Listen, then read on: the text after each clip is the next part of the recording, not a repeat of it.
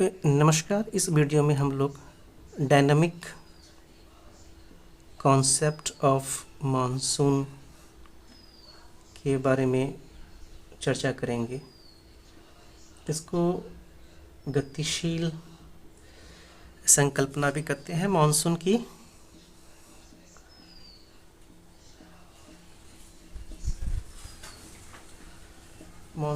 की गतिशील संकल्पना भी इसे कहा जाता है।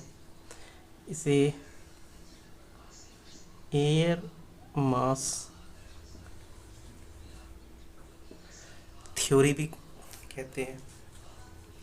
तो डायनामिक कॉन्सेप्ट ऑफ मानसून जो है, इसकी सबसे पहले जो व्याख्या है, ये एक जर्मन मौसम वैज्ञानिक थे, फ्लोन। इन्होंने 1951 में डायनामिक कॉन्सेप्ट को दिया था।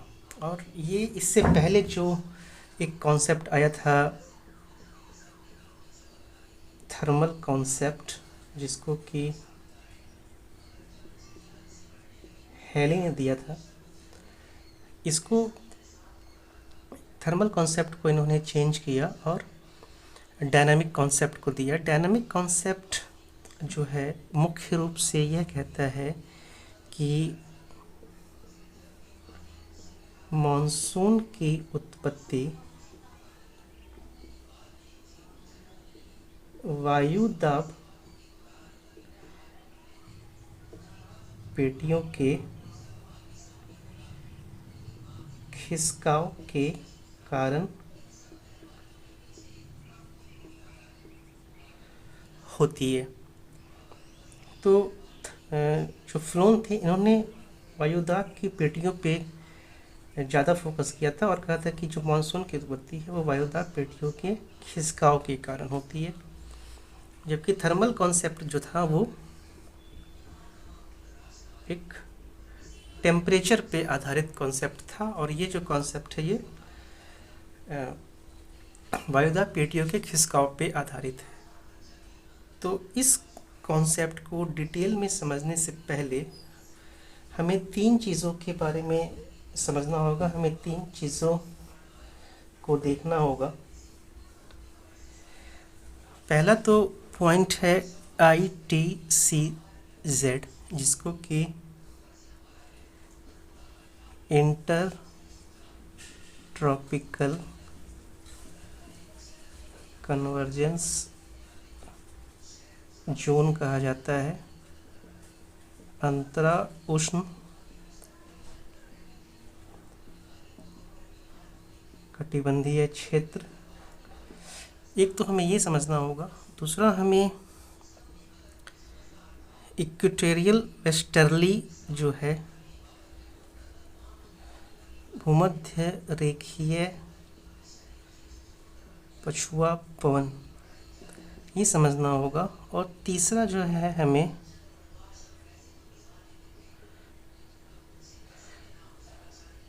कॉरियोलिस बल का जो प्रभाव है, हमें इन तीनों चीज़ों को समझना पड़ेगा। तो सबसे पहले हम ITCZ को समझते हैं। तो मान लीजिए कि ये आपका एक पृथ्वी है, ये 0 डिग्री इक्वेटर है, और यहाँ पे वायुदाब की पेटियाँ, ये तीनों एक्चुअल में वायुदाब की पेटियाँ हैं। इसे उपोष्ण उच्च वायुदाब की पेटी कहते हैं। ये वाला जो क्षेत्र है उपोष्ण उच्च वायुदाब की पेटी है, और ये भूमध्य रेखीय निम्न वायुदाब की पेटी है। तो होता क्या है कि उपोष्ण उच्च वायुदाब से एक हवा चलती है भूमध्य रेखीय निम्न वायुदाब की ओर, और ये हवा उत्तरी गोलार्ध में भी चलती है, उत्तरी गोलार्ध में, और ये हवा फिर दक्षिणी गोलार्ध में भी चलती है। इन दोनों हवाओं को बेसिकली ट्रेड विंड जो है, व्यापारिक पवन कहा जाता है। चूँकि इसकी दिशा अलग है तो इसे उत्तर पूर्वी व्यापारिक पवन कहते हैं और इसे दक्षिण पूर्वी व्यापारिक पवन कहते हैं। अब होता क्या है कि ये दोनों हवाएं जहाँ पे आके मिलती हैं वहाँ पे ITCZ का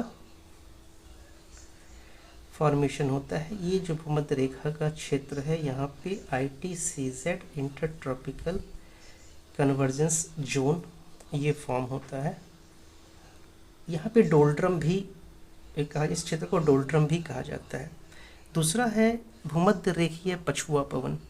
तो एक्चुअल में होता क्या है कि जहाँ पे ये दोनों हवा आकर के मिल रही है तो यहाँ पे मान लीजिए कि ये एक आपका इक्वेटर है, ये हवा आकर के इधर से मिली, ये हवा ट्रेड विंड इधर से आकर के मिली, तो ये हवाओं के मिलने के बाद इन हवा का जो डायरेक्शन है वो पश्चिम की तरफ होता है, जिसको कि इक्वेटोरियल वेस्टर्ली कहा जाता है।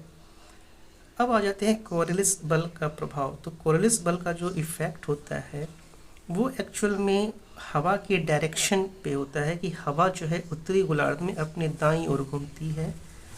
हवा दाईं ओर घूमती है उत्तरी गोलार्ध में और बाईं ओर घूमती है दक्षिणी गोलार्ध में। तो ये जो है कोरियलिस बल का इम्पैक्ट है। अब आते हैं डायनामिक कॉन्सेप्ट पे जो फ्लोन ने दिया है। फ्लोन महोदय ने कहा कि जो होता क्या है जब सूर्य उत्तरायण हो जाता है या गर्मी के मौसम में जो ITCZ का फॉर्मेशन है, जैसे मान लीजिए कि ये आपका ग्लोब हो गया और ये 0 डिग्री अक्षांश है, तो फ्लोन महोदय कहते हैं कि जो ITCZ यहाँ पे फॉर्मेशन जिसका होता है, ठीक है, तो ग्रीष्म ऋतु में इसका जो ITCZ है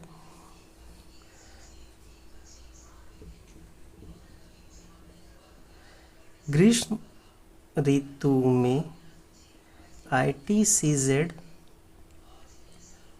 का खिसकाव 25 डिग्री उत्तरी अक्षांश के पास हो जाता है। यानी कि ये जो ITCZ यहाँ पर है, इसका जो एक क्षेत्र है वो यहाँ पे आकर के बनता है, जिसके फलस्वरूप अब यहाँ पर देखेंगे कि इस ITCZ के पास यहाँ पे उत्तर पूर्वी व्यापारिक पवन आती है और यहाँ पे दक्षिण पूर्वी व्यापारिक पवन आती है, ठीक है, जिसके फलस्वरूप उत्तर पूर्वी व्यापारिक पवन का भारत में बहाव समाप्त हो जाता है तथा दक्षिण पूर्वी व्यापारिक पवन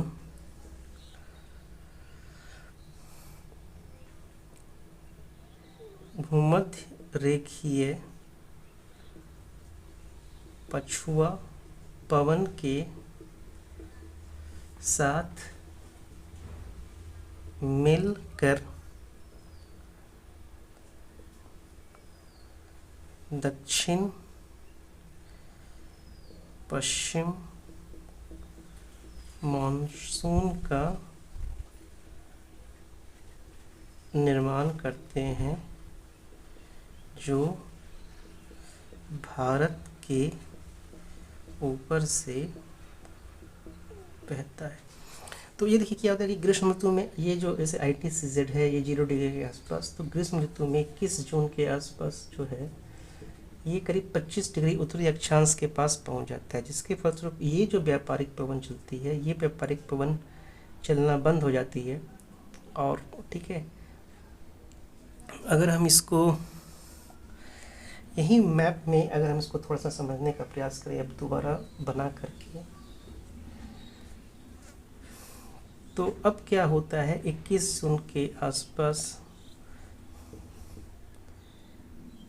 ये जो मान लीजिए ग्लोब है, ये एक 0 डिग्री इक्वेटर है, यहाँ पे ये व्यापारिक पवन दोनों साइड से चल रही है और ये ITCZ का फॉर्मेशन होता है। तो 21 जून को क्या होता है कि ये जो 0 डिग्री हो गया, ये ITCZ का फॉर्मेशन 25 डिग्री के आसपास में होता है। अब ये हवा जो होती है, जो कि उत्तर पूर्वी व्यापारिक पवन जो है वो लोप हो गई और दक्षिण पश्चिम व्यापारिक पवन जो है वो उत्तरी गोलार्ध में क्रॉस करती है।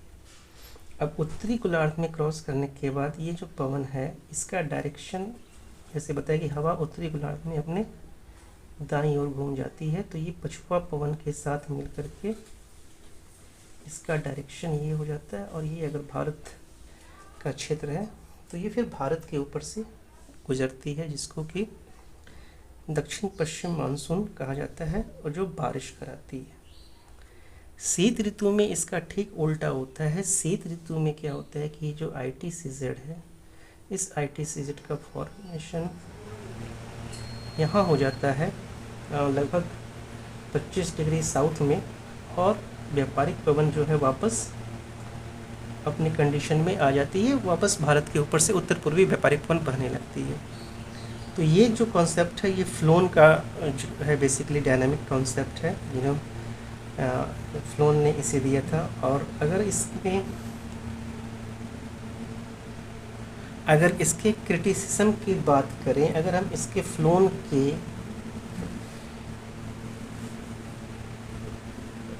के डायनामिक कंसेप्ट के हम आलोचना की बात करें, इसकी आलोचना देखिए तो सबसे पहले तो ये इन्होंने जो सागरीय पवन के प्रभाव की चर्चा नहीं की।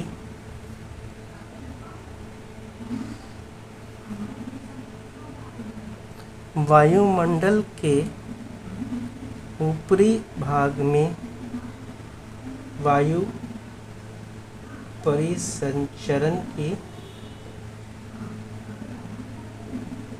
चर्चा नहीं की गई। तो ये जो है आपका डायनामिक कॉन्सेप्ट था। अगला जो कॉन्सेप्ट हम लोग पढ़ेंगे वो जेट स्ट्रीम सिद्धांत के बारे में हम लोग चर्चा करेंगे। धन्यवाद।